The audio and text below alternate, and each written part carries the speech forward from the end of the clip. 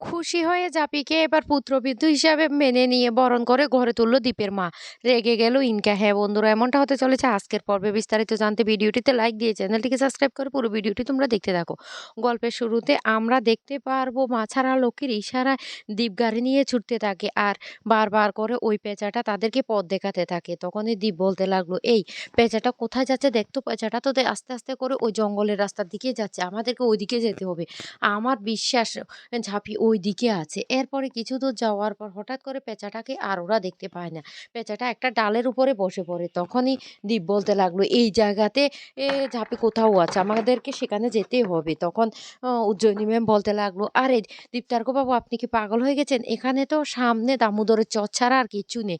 আর জায়গাটা কতটা ভয়ঙ্কর সেটা আপনি জানেন না। এখানে একা একা কিছুতে যাওয়া যাবে না। এখানে একা একা যদি যেতে হয় তাহলে কিন্তু অনেক বড় বিপদের সম্মুখীন হতে হবে। তখন দীপ রেগে যায় আর বলতে লাগলো, আপনাদের যদি যেতে ইচ্ছে না করে আপনারা যাবেন না, কিন্তু আমি যাবো। আমার ঝাঁপি ওইদিকে আছে। আমার মন বলছে, আর মা ছাড়া লোকিও কিন্তু ইশারা করেছে আমাকে এদিকে যেতে হবে। কিন্তু ও কিছুতেই কাসাই চুন্নিরাও মানে ওকে এদিকে যেতে দিতে চাইছে না। চুন্নি আর কাসাই বলতে লাগলো, ও দাদাভাই, দাদাভাই, আমার মনে হয় আমাদের ওইদিকে না যাওয়াই ভালো হবে। এদিকে হঠাৎ করে সে উজ্জয়িনী ম্যামের মোবাইলে একটা ফোন আসে আর বলতে লাগলো, ও একটা নাকি অ্যাক্সিডেন্ট হয়েছে আর দেখতে পুরোটা ঝাঁপির মতো। কিন্তু দীপ সেটা কিছুতেই বিশ্বাস করে না। তারপরে দীপ ঝাঁপির গলার যে মালাটা, সে মালাটা সেখানে দেখতে পায় আর বলতে লাগলো, এটা তো ঝাঁপির গলার মালা। তখন কাসাই বলতে লাগলো, দাদাভাই, তুই এটাও লক্ষ্য করেছিস ঝাঁপি আজকে এই মালাটা পড়েছিল? দীপ তখন বলতে লাগলো, হ্যাঁ, আমি বলছি ঝাঁপি এদিকে আছে, এদিকে কোথাও ঝাঁপি আছে, আমাকে সেখানে যেতে হবে। তোরা এই এখানে অপেক্ষা কর। আমি আমি তোদের কোনো কথাই শুনবো না। আমি এদিকে যাবো। আমি জাপিকে খুঁজে বের করব। কিন্তু কিছুতে উজ্জয়িনী ম্যাম দীপ্তার্কবাবুকে সেদিকে যেতে দিতে চাইছে না। কিন্তু দীপ কারো কথা না শুনে ছুটে সেদিকে চলে যায়। এদিকে কাসাই তখন বলতে লাগলো, আমাদেরকেও সেদিকে যেতে হবে। উজ্জয়িনী ম্যাম তখন বলতে লাগলো, কাসাই, আপনি গাড়িতে অপেক্ষা করুন। আমি সবাইকে একা হাতে সামলাতে পারবো না। ওই জায়গাটা অত্যন্ত ভয়ঙ্কর। আমি আর চুন্নি ওইদিকে যাচ্ছি। এই তুমি এই গাড়িতে অপেক্ষা করো। তখন কাসাই বলতে লাগলো, ঠিক আছে। ঝাঁপের কোনো খবর পেলে আমাকে কিন্তু জানাবে। এদিকে দীপ এদিক ওদিক করে চারিদিকে ছুটতে থাকে আর ঝাঁপি, ঝাঁপি বলে চিৎকার করতে থাকে। অন্যদিকে ঝাঁপি কানে সেই দ্বীপের আওয়াজটা শুনতে পায়। ঝাঁপি তখন বলতে লাগলো, তুমি আসো নাই। আমার এটা ভুল ধারণা। তুমি আসো নাই। আমি জানি। আমি আর দম নিতে পারছি না। মা ছাড়া লক্ষ্মী। আমাকে আমাকে এখানে এইভাবে মরে যেতে হবে? দীপ তখন বলতে লাগলো, ঝাঁপি, ঝাঁপি, তুই কোথায়? তুই কোথায় আছিস? এদিক ওদিক করে সব দিকে খুঁজতে থাকে কিন্তু কোথাও সে ঝাঁপিকে দেখতে পায় না। অন্যদিকে কাসাই কান্নাকাটি করতে থাকে ঝাঁপির জন্য। এদিকে উজ্জয়িনী মোম বলতে লাগলো, এই জায়গাটা অত্যন্ত ভয়ঙ্কর জায়গা। দীপ্তার্কবাবু যে কেন এমনটা করে কিছুই বুঝতে পারছি না। কারো কোনো কথাই উনি শুনতে চাইছেন না। হঠাৎ করে উনি এভাবে ওই চরের দিকে কেন যে ছুটতে চলে গেলেন? আমার মনে হয় ওই চরে আমরা ঝাঁপিকে কেন খুঁজে পাবো?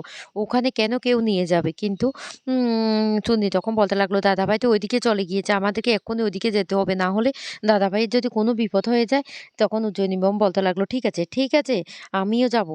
চলুন আমরা তাড়াতাড়ি ওখানে গিয়ে দেখি। এদিকে দীপ চারিদিকে এদিক ওদিক করে খুঁজতে থাকে। হঠাৎ করে দীপ দেখতে পায় ঝাঁপিকে সেখানে পুঁতে রাখা হয়েছে। আর ঝাঁপির তখন কোনো সাড়া নেই। ঝাঁপি অচেতন হয়ে পড়ে আছে। তখনই দীপ ছুটে যায় ঝাঁপির কাছে আর গিয়ে বলতে লাগলো, এই ঝাঁপি, ঝাঁপি, ঝাঁপি চোখ খোল, আমি এসে গেছি। ঝাঁপি, তোর কি হয়েছে? ঝাঁপি কথা বল। কিন্তু ঝাঁপি কোনো কথাই বলে না। আর তখন সেখানে চলে আসে উজ্জয়িনী ম্যাম এবং চুন্নি। ওরও ঝাঁপিকে এই অবস্থা দেখে অবাক হয়ে যায়। দীপ তখন বলতে লাগলো, ঝাঁপি, তোর কিচ্ছু হতে পারে না। ঝাঁপি, ঝাঁপি, ওর কি হয়েছে? তুই চোখ খোল। কিন্তু ঝাঁপি কিছুতেই চোখ খুলে তাকায় না। তখন দীপ বলতে লাগলো, আমি এবার কি করবো? উজ্জয়িনী ম্যাম তখন বলতে লাগলো, ও ওমা, এই অদ্ভুত কাণ্ডটা কে করলো? ঝাঁপিকে এখানে কে পুঁতে রাখলো? এখনই তো ওকে এখান থেকে উদ্ধার করতে হবে। দীপ তখন বলতে লাগলো, কি করে উদ্ধার করবো? কি করে উদ্ধার করবো? এই বলে এদিক ওদিক যখন খুঁজতে থাকে তখন ওই বেলচাটা সেখানে পড়ে থাকে। তখনই দীপ সেখান থেকে ওই বেলচা দিয়ে সমস্ত বালিগুলি সরিয়ে ঝাঁপিকে উপরে উঠিয়ে নেয় আর বলতে লাগলো, ঝাঁপি, ঝাঁপি। তখন উজ্জয়িনী ম্যাম বলতে লাগলো, এক্ষুনি ইমিডিয়েটলি ঝাঁপিকে হাসপাতালে নিয়ে যেতে হবে। ঝাঁপির অবস্থাটা খুব খারাপ হয়ে গেছে অল্পের জন্য, না হলে তো ঝাঁপি আজকে এখানেই মারা যেত। দীপ তখন বলতে লাগলো, না, ঝাঁপির কিছু হতে পারে না, আমি ঝাঁপির কিছুই হতে দেবো না। তারপরে ঝাঁপিকে কোলে করে নিয়ে হাসপাতালের দিকে ছুটতে থাকে দীপ। এদিকেও উজ্জয়িনী ম্যামও তখন পিছন পিছন ছুটতে থাকে। আর বারবার করে বলতে লাগলো, কিচ্ছু হতে পারে না। এরপর তারপরে হাসপাতাল থেকে সুস্থ করে জাপিকে যখন বাড়িতে নিয়ে আসা হয় তখন কাসাই বলতে লাগলো, "ও ঠাম্মি, ঠাম্মি দেখে যাও আমাদের কাসাই বাড়ি ফিরে এসেছে। তোমরা কোথায়?" তখন ঠাম্মি, বিতান সহ সবাই সেখানে চলে আসে। ঠাম্মি তখন জাপিকে জড়িয়ে ধরে বলতে লাগলো, "ও দিদিভাই, দিদিভাই, তুই ঠিক আছিস তো দিদিভাই? তুই কোথায় হারিয়ে গিয়েছিস? তোর কি হয়েছে?" জাপি তখন বলতে লাগলো, "ঠাম্মি তুমি একদম মন খারাপ করো না তো। আমার কিচ্ছু হয়নি। দেখতেই তো পাচ্ছ আমি সুস্থ আছি। আমার কিচ্ছু হয় নাই।" তখন দীপের মা বলতে লাগলো, "দাঁড়াও, ১ মিনিট দাঁড়াও।" ঝাঁপি তখন সেখানে দাঁড়িয়ে পড়ে। তারপরে দীপের মা ঝাঁপিকে বরণ করতে থাকে। আর এদিকে ঝাঁপি তখন অবাক দৃষ্টিতে তাকিয়ে বলতে লাগলো, "মা ছাড়ালো কি? সত্যি কি তাহলে মা আমাকে তার ছেলের বউ হিসাবে মেনে নিয়েছে?" এদিকে রনিত বলতে লাগলো, ঝাঁপির কপাল ভালো সেজন্য ঝাঁপি ওখান থেকে বেঁচে ফিরেছে। না হলে না ঝাঁপি এখান থেকে কিছুতেই বেঁচে ফিরতে পারত না। ইনকা তখন বলতে লাগলো, এইভাবে আন্টির এর রূপ বদল না আমি আর সহ্য করতে পারছি না। দেখো না, দেখো না রনিত কিভাবে আন্টি ঝাঁপিকে বরণ করছে। এদিকে দীপের মা ঝাঁপিকে বরণ করে বলতে লাগলো, "দীর্ঘজীবী হও।" তখন কাঁসাই বলতে লাগলো, "জানিস ঝাঁপি তোর জন্য মা কতটা চিন্তিত হয়েছিল। তোকে খুঁজে পাওয়া যাচ্ছে না দেখে মা অনেকটা টেনশন করেছে। মা ছাড়া লক্ষ্মীর কাছে অনেক প্রার্থনা করেছে তোকে ফিরিয়ে দেওয়ার জন্য।" এদিকে ইনকা বলতে লাগলো, "এটা না জাস্ট আর মেনে নিতে পারছি না। অসহ্য লাগছে আমার, অসহ্য লাগছে।" ঝাঁপি তখন বলতে লাগলো, "সত্যি মা ছাড়া লক্ষ্মী এইভাবে জেঠিমা আমাকে নিজের ছেলের বউ হিসেবে বরণ করে নেবে আমি কোনোদিন ভাবতে পারিনি।" কাসাই তখন বলতে লাগলো, "ভাবি তোর এখনো কি সন্দেহ আছে? দেখ তোকে সবাই ভালোবাসে এমনকি দাদাভাইও ভালোবাসে।" দীপ তখন কাছে এসে জাপিকে ১ গ্লাস জল দিয়ে বলতে লাগলো, "জাপি সত্যি করে বল তো, বল তোর কি কিছু মনে নেই? তোর সাথে কি হয়েছিল?" জাপি তখন বলতে লাগলো, "আমার একটু, একটু মনে আছে। কেউ একজন পালকি থেকে হাত বের করে আমার মুখে রুমাল চাপা দিয়েছিল। তারপরে আমি আর কিছু বলতে পারব না।" তখন বলতে লাগলো, তুই কি কোনো পারফিউমের গন্ধ বা কোনো কথা শুনতে পেয়েছিস?" এদিকে ইনকা আর রনিত খুব ভয় পেতে থাকে। জাপি তখন বলতে লাগলো, "একটা উগ্র গন্ধ পেয়েছি কিন্তু তারপর কি হয়েছে আমি জানি না। আমি তো অচেতনই ছিলাম। তখন আম যখন জ্ঞান ফিরে তখন দেখি আমি দামোদরের চরে আমাকে কেউ পুঁতে রেখে দিয়েছে।" তখনই রনিত বলতে এই কথা শুনে দীপ বলতে লাগলো, "তোর সাথে এই কাজটা কে করেছে আমি জানি। এই কাজটা একমাত্র করতে পারে এই নরপিশাচ।" তখন রনিত বলতে লাগলো, "এই দীপ তুই আমাকে কেন উদ্দেশ্য করে কথাগুলি বলছিস? আমি কি করেছি? তোর কাছে কি কোনো প্রমাণ আছে?" দীপ তখন বলতে লাগলো, "আমার কাছে কোনো প্রমাণের দরকার নেই। তুই সিসিটিভি ফুটেজ নষ্ট করে দিতে পারিস। কিন্তু আমি জানি এই কাজটা তুই করেছিস। তুই বারবার ঝাঁপির দিকে কুনজরে তাকিয়েছিস। তোকে তো আজকে আমি মেরেই ফেলবো।" এই বলে দীপকে এমনভাবে মারতে থাকে তখন ইনকা সামনে এসে দাঁড়ালে ইনকাকে বলতে লাগলো, "খবরদার! এর সাথে যে তুমিও জড়িত সেটা আমি বেশ ভালো করে জানি। নেহাত তুমি মেয়ে মানুষ না হলে আজকে তোমার অবস্থাও আমি রনিতের মতো করতাম। আমি তো রনিতের আজকে চোখ গেলে বের দেব।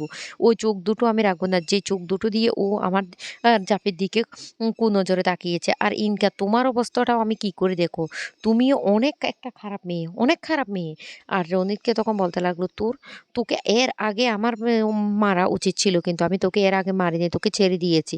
আজকে তো তোকে আমি শেষ করেই দেব।" এদিকে ঝাঁপি রনিতের কে এভাবে মারতে দেখে অবাক হয়ে যায় চুন্নি তখন বলতে লাগলো, "ঝাঁপি তুই গিয়ে একটু শান্ত কর। কেউ দাদাভাইকে শান্ত করতে পারবে না। আমি বলছি তুই গিয়ে একটু শান্ত কর।"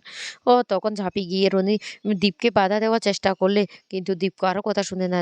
বারবার করে রনিককে মারতে থাকে। ইনকা তখন বলতে লাগলো, "দীপ আজকে তুমি ওকে এইভাবে বিনা দোষে মেরেছো তার প্রতিশোধ তো আমরা নেবই।" তখনই দীপ বলতে লাগলো, "প্রতিশোধ? প্রতিশোধ আমি এবার কি করি তোমাদের দেখো। ওর তো চোখ দুটো আমি বের করে ফেলবো। তারপর তোমারও আমি অবস্থা কি করি তুমি দেখো।" ইনকা তখন বলতে লাগলো, "দীপ তোমার কাছে কি প্রমাণ আছে?" দীপ তখন বলতে লাগলো, "প্রমাণ লাগবে না। এবার প্রমাণ তোমাদের মুখ দিয়ে বেরোবে। আমার বাবাকে মেরে ফেলা, ঝাঁপিকে এইভাবে পুঁতে রাখা সমস্ত কিছুর পেছনে রনিত যেমন জড়িত, রনিতের সাথে তুমিও জড়িত।